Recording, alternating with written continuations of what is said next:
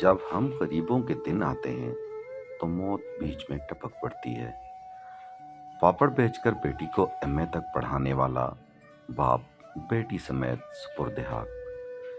کراچی کارساز کے قریب تیز رفتار پراڈو کی ٹکر سے انتقال کرنے والے باپ اور بیٹی کو آہوں اور سسکیوں کے ساتھ مقامی قبرستان میں سپرد خاک کر دیا گیا۔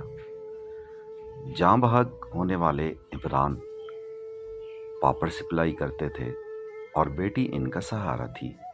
آمنہ بھی ملازمت کرتی تھی۔ عمران عارف سائیکل پر پاپڑ بیچا کرتے تھے اور گزر و بسر کرتے تھے۔ انہوں نے مالی تنگی کے باوجود اپنی بیٹی کو ایم اے تک پڑھایا۔ کراچی پولیس نے ملزمہ نتاشا کو ذہنی مریضہ قرار دے کر ہسپتال پہنچا دیا، یعنی کیس شروع ہونے سے پہلے ہی کیس ختم ہو گیا۔ اب آئیے اس پاگل نتاشا، جس کو کراچی پولیس نے کہا کہ یہ ایک ذہنی مریضہ ہے، اس کی تھوڑی سی پروفائل دیکھ لیتے ہیں۔